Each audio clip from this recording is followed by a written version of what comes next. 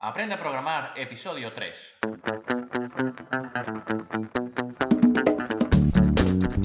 Muy buenos días a todos y bienvenidos al tercer episodio de Aprende a programar, el podcast. Un programa donde hablaremos sobre las herramientas, lenguaje de programación y buenas prácticas que utilizo en mi día a día.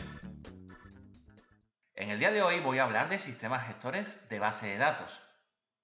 Los datos son parte fundamental en una empresa.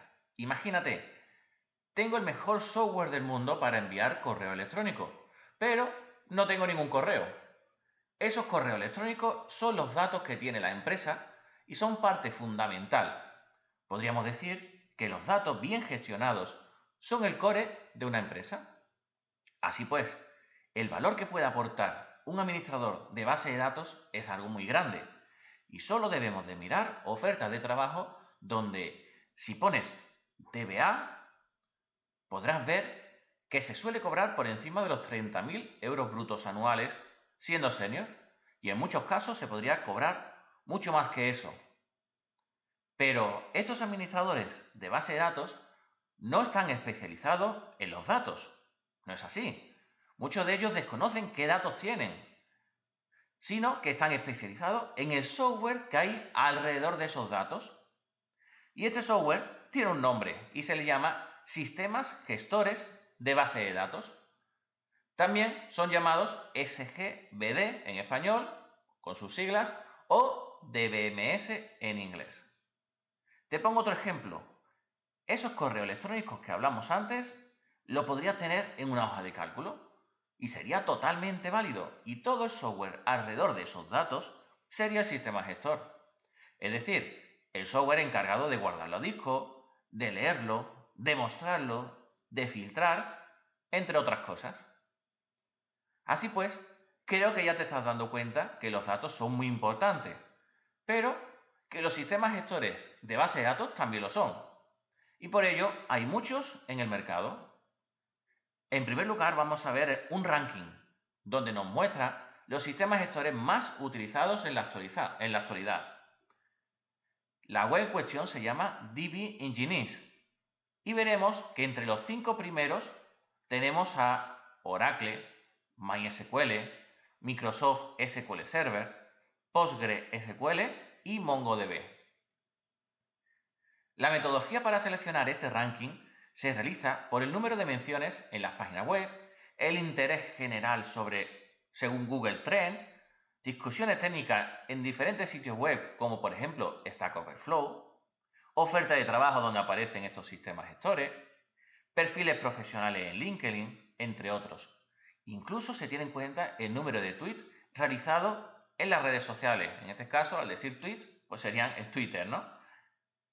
Tenemos más de 300 sistemas gestores en esta lista y todos ellos tienen características diferentes e incluso se utilizan para diferentes casos. Dentro del mundo de los sistemas gestores de base de datos han ido apareciendo muchas modificaciones. Pensad que es algo relativamente moderno.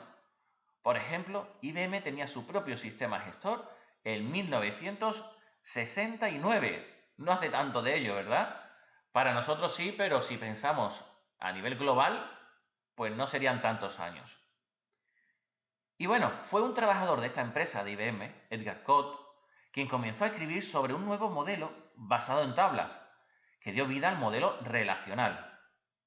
Algo muy utilizado en nuestros días, donde muchos programadores de base de datos, lo primero que estudian son lo que se llama formas normales.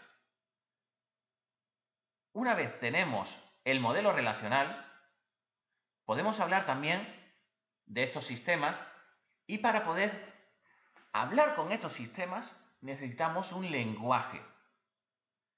Han aparecido varios, pero fue en el año 86 donde se estandarizó uno que se hizo muy popular y se le llamó SQL, o mejor dicho en español, lenguaje de consultas estructuradas.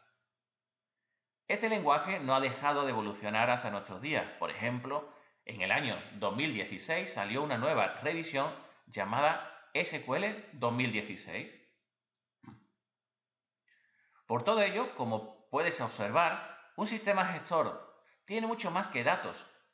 tiene que saber interpretar un lenguaje de programación o alguno más, ya veréis más adelante, y también debe de mantener los datos, que estos sean persistentes en el tiempo. Para finalizar, nos debe de aportar herramientas para el mantenimiento de estos datos, y para ello han aparecido herramientas de copia de seguridad, de replicación e incluso herramientas para exportar datos.